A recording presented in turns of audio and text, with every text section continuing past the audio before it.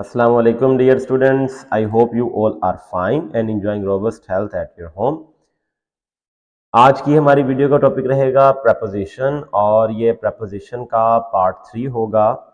अगर आपने इससे पहले प्रपोजिशन वीडियो का पार्ट 1 और पार्ट 2 नहीं देखा हुआ तो मैं आपको सजेस्ट करूंगा कि पहले आप पार्ट 1 देखें और फिर पार्ट 2 देखें। ये दोनों पार्ट्स आपको मेरे YouTube channel the language groomer पर एंट्री टेस्ट ग्रामर के नाम से प्लेलिस्ट में मिल जाएंगे। वहां से पार्ट 1 और पार्ट 2 को देखिए ताकि आपकी बेसिक्स जो है वो डेवलप हो सकें।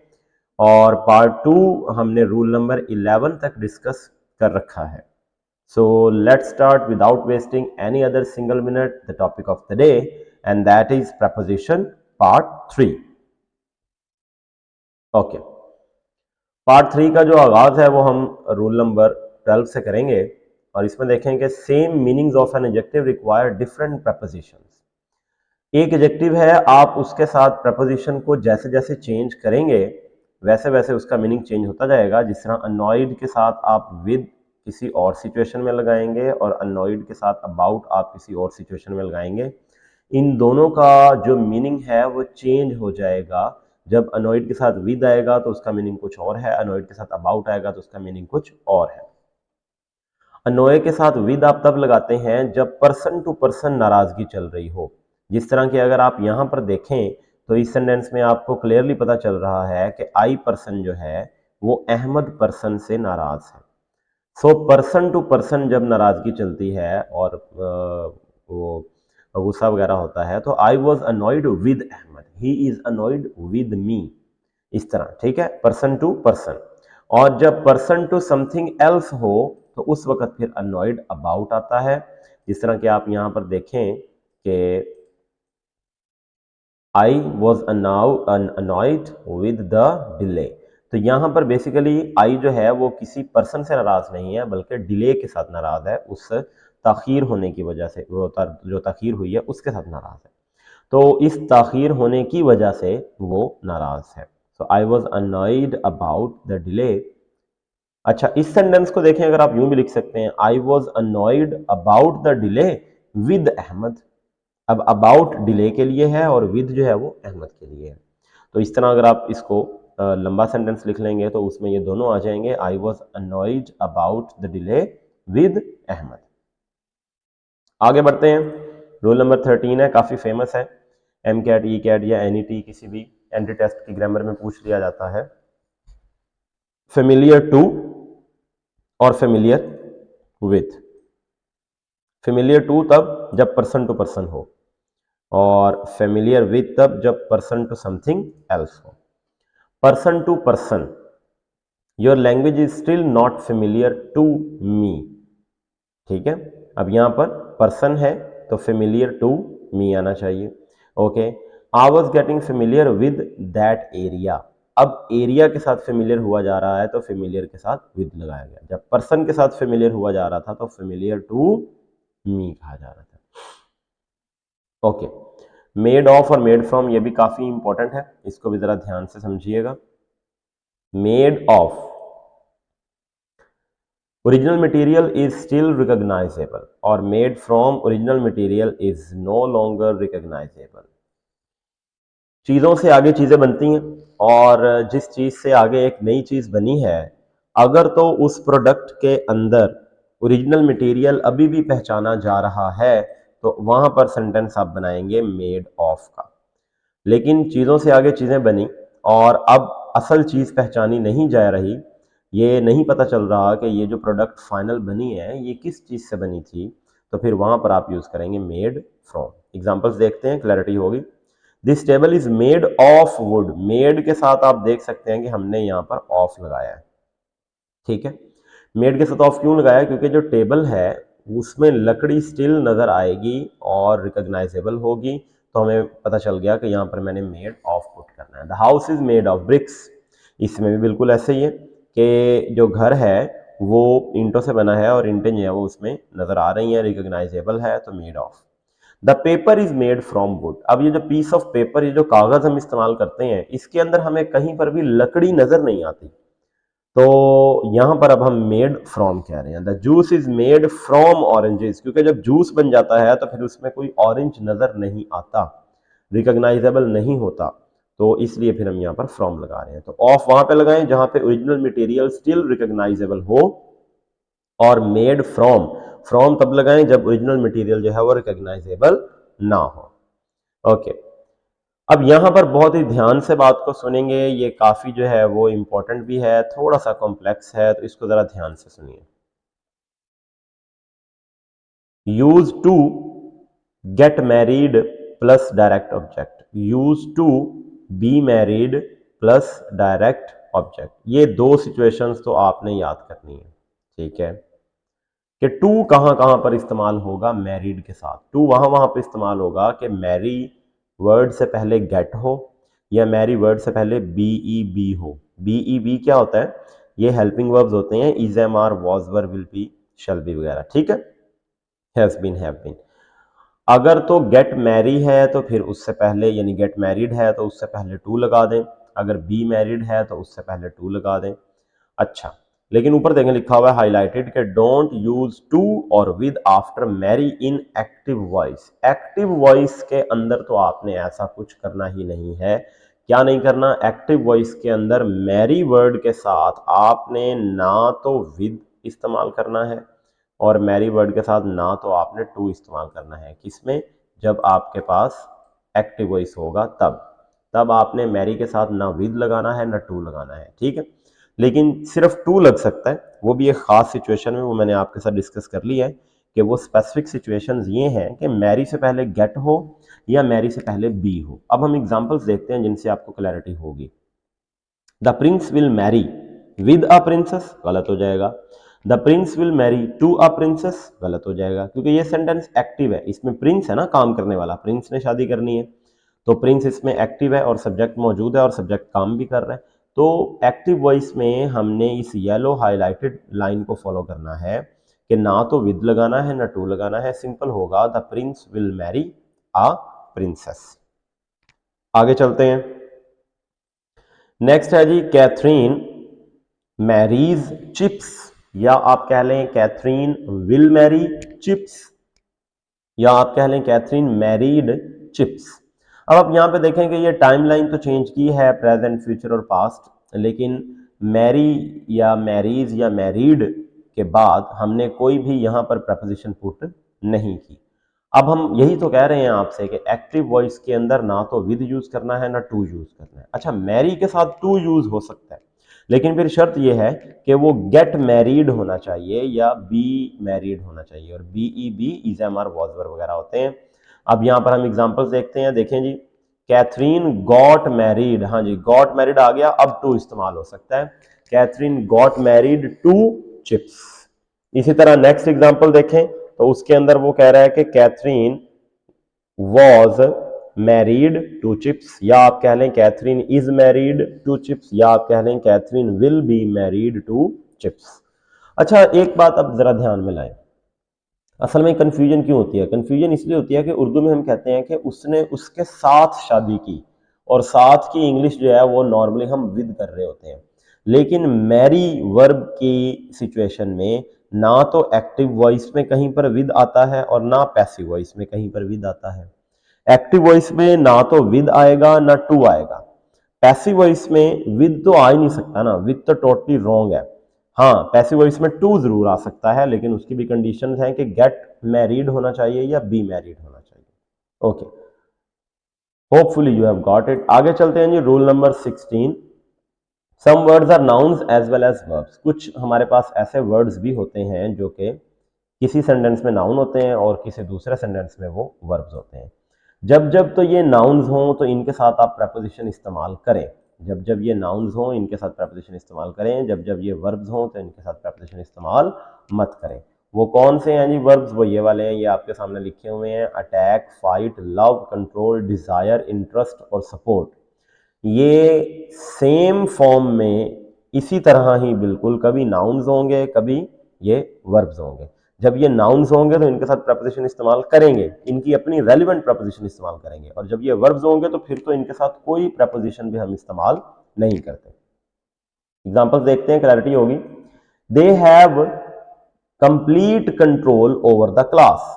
अब यहां पर देखें कि इस सेंटेंस का अगर मैं आपसे मेन वर्ब पूछूं तो आप सब कहेंगे कि सर इस सेंटेंस का जो मेन वर्ब है ना वो है हैव, यानी मेन वर्ब से मुराद है कि sorry finite verb. Finite verb पूछूं तो वो आप कहेंगे सर वो हैव है। अब फाइनाइट वर्ब्स क्या होते हैं, या तो वो मेन वर्ब्स होते हैं या मॉडल वर्ब्स होते हैं या हेल्पिंग वर्ब होते हैं।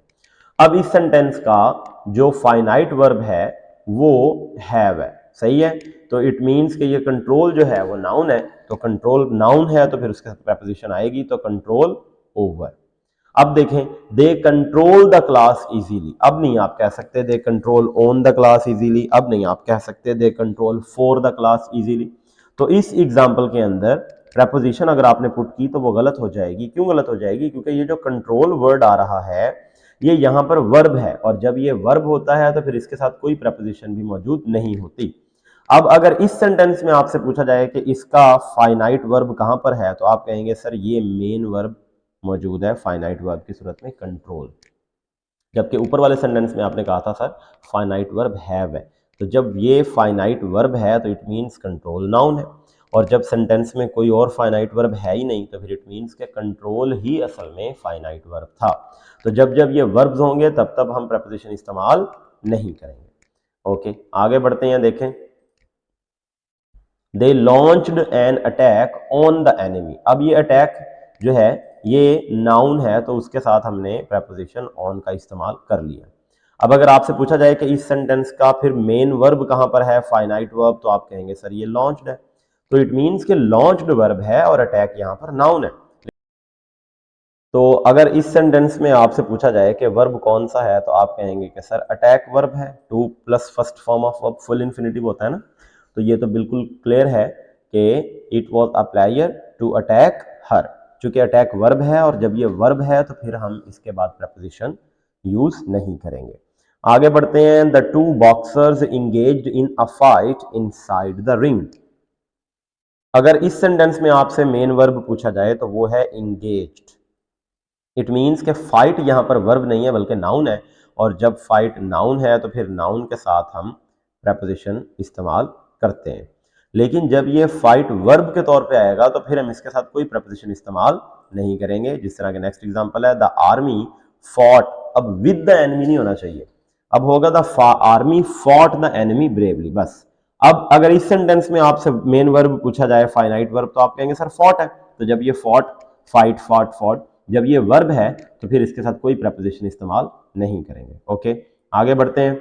They fell in love with each other. अब ये लव यहां पर नाउन है और इसके साथ हमने प्रेपोजिशन इस्तेमाल की, और अगर आपसे पूछा जाए कि इस सेंटेंस में वर्ब कहां पर है तो आप कहेंगे सर फेल है। इट मींस लव यहां पर वर्ब नहीं है, वर्ब तो फेल है और लव नाउन है।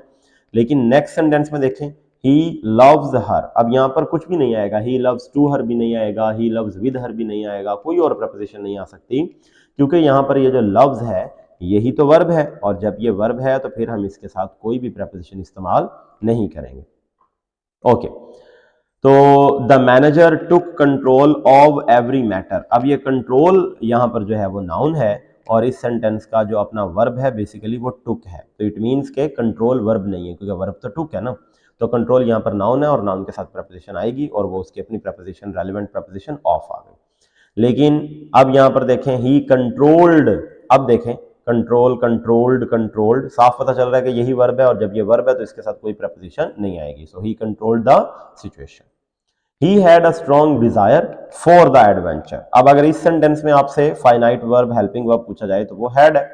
ही had a strong desire for, और डिजायर यहां पर नाउन है, डिजायर के साथ प्रपोजिशन फॉर आ गई। लेकिन नेक्स्ट देखें, शी डिजायर्स सक्सेस। अब यहां पर अगर इस सेंटेंस में आपसे वर्ब पूछा जाए तो आप कहेंगे सर डिजायर्स, तो जब डिजायर वर्ब है तो फिर इसके साथ कोई भी प्रपोजिशन अटैच करना गलत होगा। ही टुक इंटरेस्ट इन पॉलिटिक्स। अब यहां पर अगर इस सेंटेंस में आपसे वर्ब पूछा जाए तो आप कहेंगे सर वो इन है। इट मींस कि इंटरेस्ट नाउन है, क्योंकि इंटरेस्ट वर्ब नहीं है, यहाँ पे वर्ब तो टुक है, तो इंटरेस्ट के साथ आप प्रपोजिशन पुट कर दें, उसकी रेलेवेंट प्रपोजिशन इन। लेकिन नेक्स्ट सेंटेंस देखेंगे तो वो है, they took the book interested him and he could not put it down. तो अब यहां पर देखें कि इस सेंटेंस का मेन वर्ब ही इंटरेस्टेड है, और जब ये इंटरेस्ट वर्ब है तो इसके साथ कोई प्रपोजिशन नहीं आएगी। तो इस रूल को एक बार दोबारा से देख लें कि ये जो आपके सामने वर्ड्स लिखे हुए हैं ये सेम टाइम पर नाउन भी हो सकते हैं और सेम टाइम पर वर्ब भी हो सकते हैं। जब जब ये सेंटेंसेस में नाउन्स होंगे इनके साथ इनकी अपनी रेलेवेंट प्रपोजिशन इस्तेमाल होगी, और जब जब ये सेंटेंसेस में बतौर वर्ब आ रहे होंगे तब इनके साथ कोई भी प्रपोजिशन आपने इस्तेमाल नहीं करनी। I hope you have got it. Okay, आगे बढ़ते हैं। तो रूल नंबर 17 है some verbs take different prepositions in different contexts. यानी कि एक ही वर्ड होगा लेकिन बात यह है कि वो अपने साथ डिफरेंट प्रपोजिशंस लेगा जब आपका मतलब मुख्तलिफ होगा। फॉर एग्जाम्पल, अगर आप कोई चीजें ढूंढ रहे हैं तो फिर सर्च के साथ फॉर आएगा, they searched for the missing case. लेकिन अगर आप किसी आदमी को ढूंढ रहे हैं तो फिर उस वक्त आप आफ्टर यूज करेंगे, दे सर्च्ड आफ्टर हिम। और अगर कोई वाकई ही एक आंख से या दो आंखों से अंधा है, यानी उसको वाकई फिजिकली कोई चीज नजर नहीं आती है, तो उस वक्त आपने ब्लाइंड के साथ या तो इन यूज करना है या आपने ब्लाइंड के साथ उस वक्त ऑफ यूज करना है। दोनों ऑप्शंस हैं, दोनों में से कोई एक जो है वो आप ले सकते हैं। या तो ब्लाइंड इन पुट कर दें वहां पर या फिर आप पुट कर देंगे ब्लाइंड ऑफ। ठीक है, for example he is blind in one eye, या आप कह दें he is blind of one eye. तो इससे मुराद यही है कि वाकई उसको नजर नहीं आता, उसकी बिनाई का मसला है, बसारत का मसला है, वो देख नहीं पाता है। ठीक है, लेकिन ये जो दूसरे वाला है जिसमें हमने कहा he is blind to mistakes of his son, इसके अंदर ये जो फादर है वो अंधा नहीं है, उसकी दोनों आंखें सलामत हैं और उसको बड़े अच्छे से नजर भी आता है, लेकिन फिलहाल वक्ती तौर पर उसको अपने बेटे की गलतियां नजर नहीं आती। तो ये उस नजर ना आने के मीनिंग में नहीं है कि उसकी आंखें नहीं है या उसकी बिनाई नहीं है या उसको चीजें दिखाई नहीं देती, उसको सब नजर आता है, लेकिन बस उसे अपने बेटे की गलतियां नजर नहीं आ रही। ठीक है, तो ये एक मेटाफोरिकल सेंस होती है जिसमें हम ये तो तसव्वुर नहीं करते हैं कि एक आदमी जो है वो अंधा है, बल्कि हम ये तसव्वुर करते हैं कि वो वक्ती तौर पर इस चीज को नहीं देख पा रहा। अगर उसको एहसास दिलाया जाए, अगर वो थोड़ा सा फोकस करे तो उसे वो चीजें नजर आने लग जाएंगी कि हाँ ऐसा है। तो फिजिकली अंधा हो तो ब्लाइंड इन या ब्लाइंड ऑफ, और मेटाफोरिकली अंधा हो तो ब्लाइंड टू। नेक्स्ट है जी the team consists of 11 players. अब कंसिस्ट्स के साथ ऑफ कब आएगा?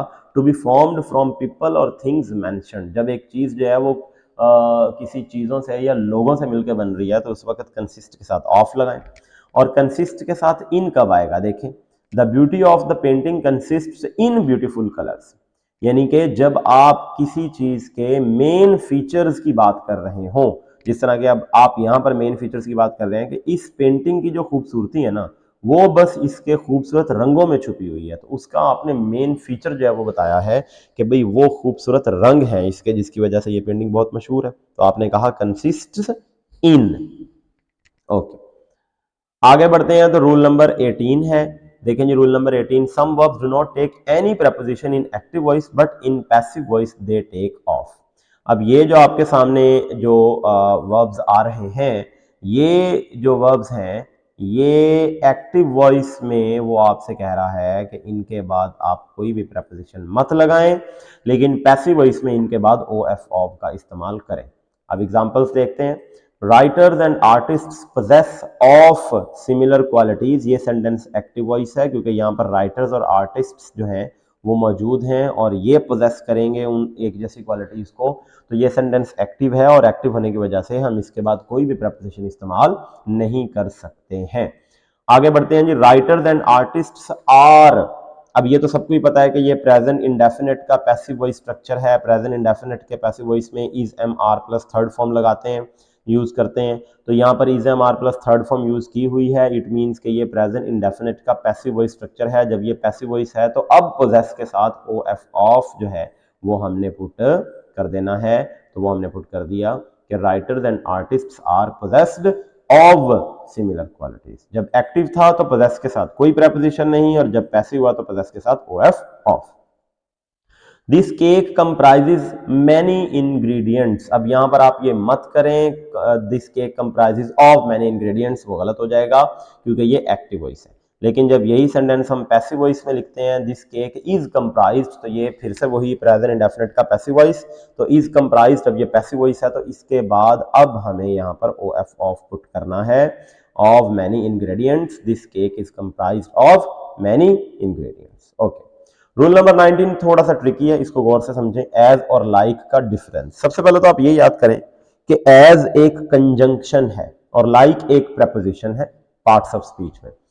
तो एज कंजंक्शन है और ये आएगी तब जब आप एक नाउन को रेफर कर रहे हो कि वो नाउन जो है वो किसी पर्सन या किसी चीज का रोल या पर्पस एक्सप्लेन करेगा।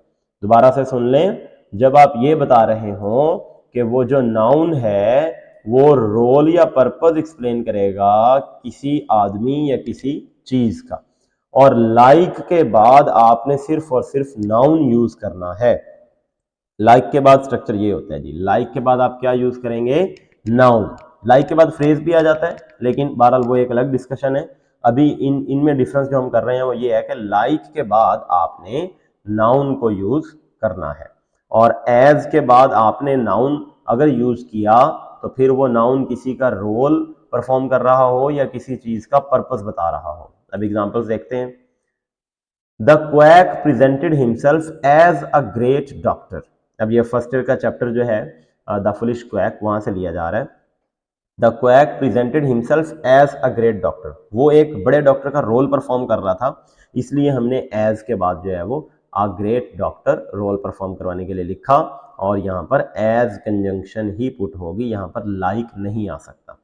ओके, आगे देखें। Fleming who was to take a job as a clerk. अब फ्लेमिंग ने किसका रोल परफॉर्म करना था, क्लर्क का, तो इसीलिए हम यहाँ पर लाइक अ क्लर्क नहीं लिख सकते, हमें यहाँ पर एज ही लिखना है। अब यहाँ पर देखें जी, she has a smile like sunshine, इस तरह के यहाँ पर स्ट्रक्चर भी लिखा हुआ है आपके सामने, और स्ट्रक्चर ये है कि लाइक के बाद सिर्फ और सिर्फ नाउन के आने की जो है वो गुंजाइश होती है, तो फ्रेज भी आ सकता है लेकिन बेसिकली नाउन ही आता है, तो लाइक सनशाइन। ओके, आगे चलते हैं।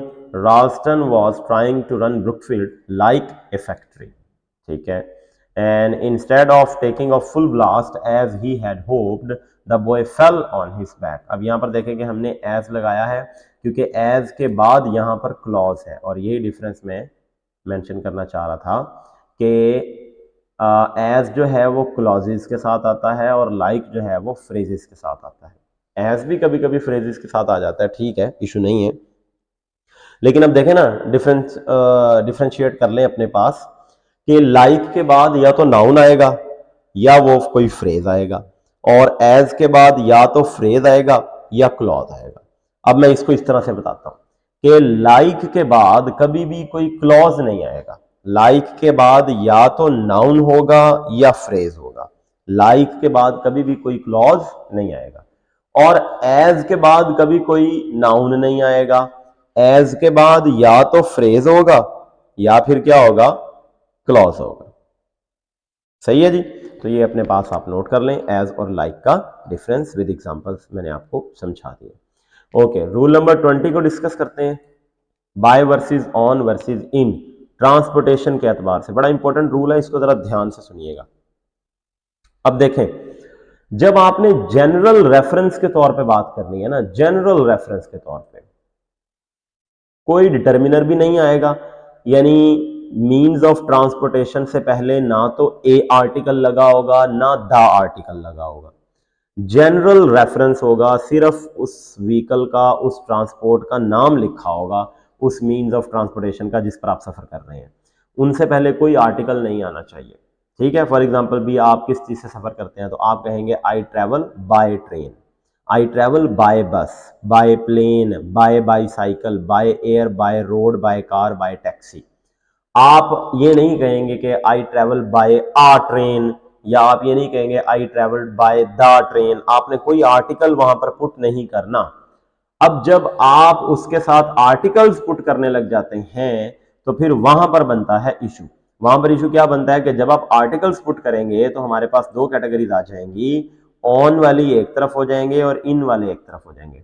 जब आप द ट्रेन, आ बस, द प्लेन, आ बाईसाइकिल ये बोलेंगे, यानी इन सब मीन्स ऑफ ट्रांसपोर्टेशन के साथ फिर आपने ऑन लगाना है।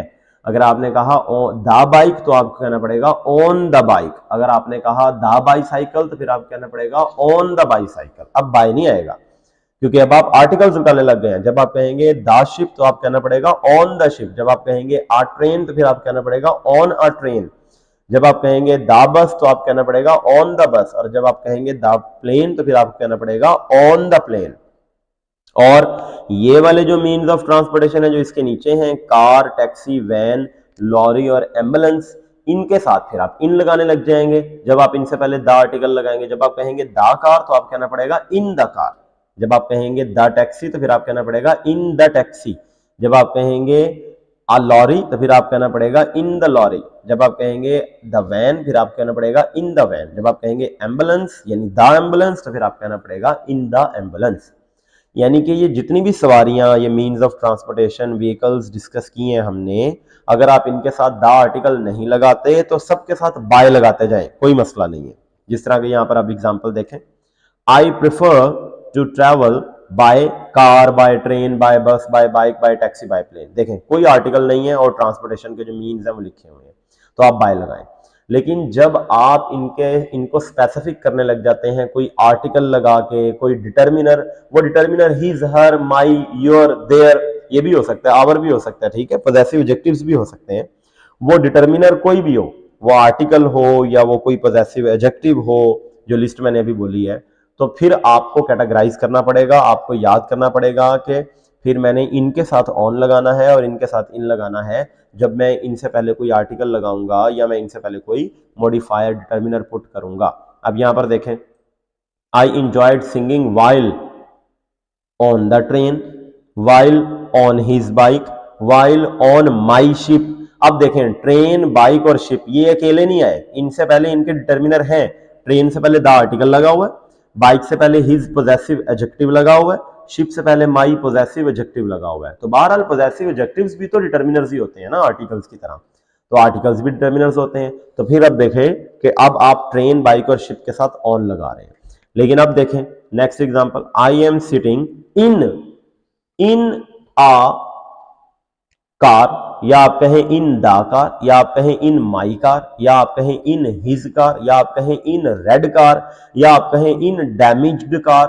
तो देखें जो डिटर्मिनर्स हैं वो कुछ भी हो सकते हैं, वो आर्टिकल्स हो सकते हैं, वो पॉजेसिव एडजेक्टिव्स हो सकते हैं, वो सिंपल एडजेक्टिव्स हो सकते हैं। बहरहाल अगर ये मीन्स ऑफ ट्रांसपोर्टेशन जिस तरह इस सेंटेंस के अंदर कार है, अगर ये बगैर इन डिटर्मिनर्स के आता तो फिर हम बाय कार कहते, लेकिन अगर कार किसी डिटर्मिनर के साथ आए तो फिर वहां पर इन लगता होता है। तो ये ऊपर आप ये चीज पढ़ चुके हैं, ठीक है। जनरल हो तो बाय लगा दें, अगर कोई डिटर्मिनर्स आ गए हैं तो फिर दो कैटेगरीज हैं, कुछ के साथ ऑन लगेगा, कुछ के साथ इन लगेगा, ठीक है जी। नेक्स्ट एग्जांपल देखते हैं, I prefer to travel by. अब देखें यहां पर क्या है, बाय कार, बाय एम्बुलेंस, ठीक है। अब कार देखें यहां पर डिफरेंशिएट किया जा रहा है, जानबूझकर ये सेंटेंस लिखा गया दोबारा से।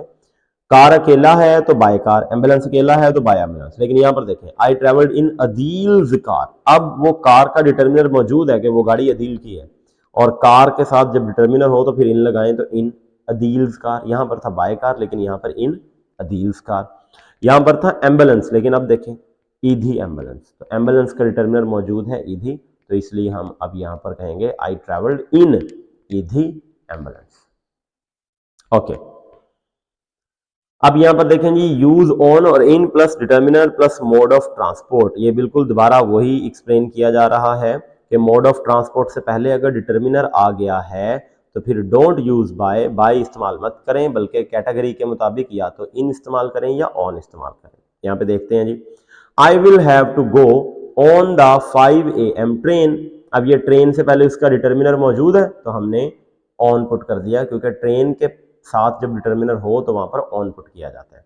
आगे बढ़ते हैं, they explored the city on a double decker bus. Bus noun है, नाउन के साथ उसका जो डिटर्मिनर है एडजेक्टिव की सूरत में मौजूद है double decker.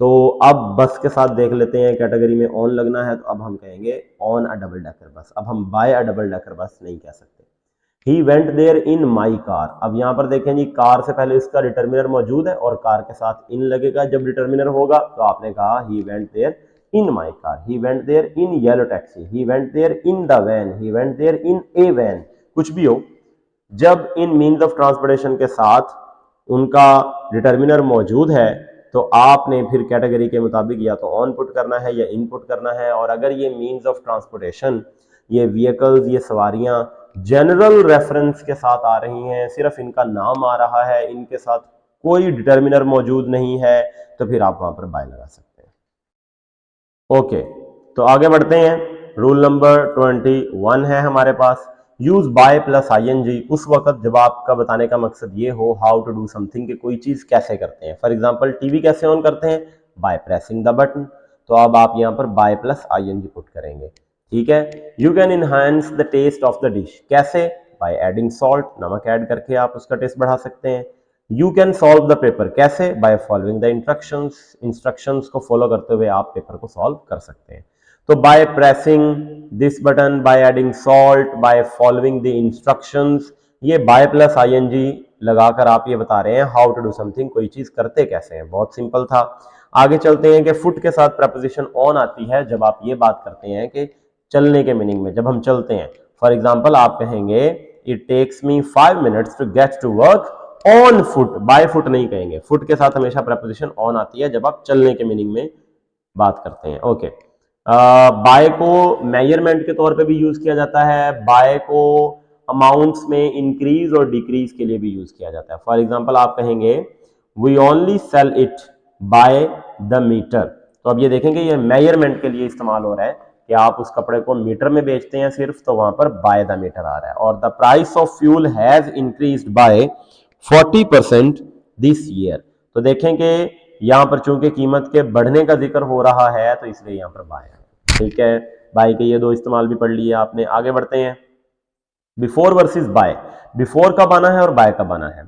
Before, when a particular point arrives the action must already be completed, before वहां पर इस्तेमाल करें कि एक टाइम लिमिट आपने दी थी लेकिन उस टाइम लिमिट से पहले पहले ही काम जो है वो खत्म हो गया, तो वहां पर अब आप यूज करेंगे बिफोर। और बाय वहां पर यूज करें refers to a particular point when the action is completed, कि आपने कहा था कि 5 बजे ये चीज खत्म हो तो वो पूरे 5 बजे ही खत्म हुई, तो वहां पर आपने बाय पुट कर देना है। फॉर एग्जाम्पल देखें जी, I need to finish this meeting before 5 PM, मुझे 5 बजे से पहले इस मीटिंग को खत्म करना है, तो बिफोर पहले, ये मीटिंग 4 बजे खत्म हो सकती है, 4:20 पे खत्म हो जाएगी, 4:30 पे खत्म हो जाएगी, 4:40 पे खत्म हो जाएगी, 4:45 पे, 4:55 पे, 4:59 पे, लेकिन 5 बजने से पहले खत्म होनी चाहिए, चाहे 1 मिनट ही क्यों पहले खत्म ना हो। और दूसरा सेंटेंस देखें कि I will finish this meeting by 5 PM, मुझे इस मीटिंग को 5 बजे तक खत्म करना है, तो जैसे ही 5 बजेंगे ये मीटिंग खत्म हो जाएगी, 5:01 नहीं होगा, ना ही 4:59 पे खत्म हो सकती है। ठीक है, 5 बजने से पहले भी नहीं और 5 बजने के बाद भी नहीं, तो बाय एन उसी वक्त जो वक्त दिया गया था तब खत्म हो एक्शन, और बिफोर जो टाइम लिमिट दी गई है उससे पहले पहले जब मर्जी खत्म करते हैं आप। Both parents of George were by then long dead, उस वक्त तक जब गॉर्जस जो है वो कोर्ट एक्रोबेट बना था, ये फर्स्ट ईयर का चैप्टर द रिवॉर्ड है उसमें से लिया गया है, तो उसके पेरेंट्स को मरे हुए काफी अरसा हो गया था, तो इसलिए यहां पर अब बाय आया है, बिफोर नहीं आया, क्योंकि वो एक्शन कंप्लीट हुआ उस पर्टिकुलर पॉइंट पे जाकर जब वो गॉर्जस जो है वो कोर्ट एक्रोबेट बना। What is time, by your watch, और जब घड़ी से वक्त बताया जाता है तब भी बाय इस्तेमाल किया जाता है। He is late for college by 5 minutes, और वो 5 मिनट्स जो है वो लेट है कॉलेज से, तो यहां पर बाय आता है। ओके, टिल हो या अनटिल हो बात एक ही है, बस एक ब्रिटिश है दूसरा अमेरिकन है, लेकिन ये वर्ड प्रॉपर तो खैर अनटिल ही है, ब्रिटिश है, और टिल जो है वो अमेरिकन ने बनाया इसको। So when an action started before the time and continuing up to that point, पहली बात तो ये है कि अनटिल वहां पर आएगा जब सेंटेंस में आपने कोई टाइम मेंशन करना है, उस वक्त आप अनटिल पुट कर दें। ठीक है, और डेफिनेशन के मुताबिक an action started before that time and continuing up to that point. आपको फॉर एग्जांपल एक तारीख बताई गई कि 12 जून, तो 12 जून जो है वो आपकी टाइम लिमिट है, और जो भी एक्शन स्टार्ट होगा वो इससे पहले शुरू हो जाए, 10 जून को हो जाए, 11 जून को हो जाए, और जैसे ही 12 जून आए तो बस वो वहां तक चले, उससे आगे ना जाए। तो I shall be out of the city until 12th of June, यानी कि मैं जून 12 से जो है वो मैं इस तारीख तक मैं जा चुका हूँगा शहर से बाहर। Craton could not get away until yesterday, तो वो बात भी ठीक है कि जब टाइम मेंशन करते हैं हम कोई ना कोई, तो उस वक्त हम अंटिल पुट करते हैं। और दूसरा ये कि ये एक्शन जो है वो एक पॉइंट से पहले ही शुरू होता है और उस पॉइंट तक चलता है। तो ये जो आउट ऑफ सिटी वाला एक्शन है, जाने का शहर से बाहर, ये 12 जून तक चलेगा, उससे आगे नहीं जाएगा ये। और क्रेटॉन जो है वो यस्टरडे तक होगा, यस्टरडे से आगे गेट अवे मतलब निकलना, तो वो यस्टरडे से निकल नहीं पाएगा अंटिल यस्टरडे, ठीक है जी, कल तक। तो बहरहाल ये तो एक जो है वो ड्रामेटिक सेंटेंस है, आप इस ग्रामेटिकल सेंटेंस की मदद से इसको समझें, I shall be out of city until 12th of June. Okay, so this was all about today's lecture, and I hope you have got all the points. अगर इस लेक्चर में आपको कोई बात समझ नहीं आई तो आप वीडियो में उसको वापस जाकर दोबारा से देखें, आपको वो बात लाजमी समझ आएगी। And see you in next video. Stay blessed, stay successful. अल्लाह हाफिज़।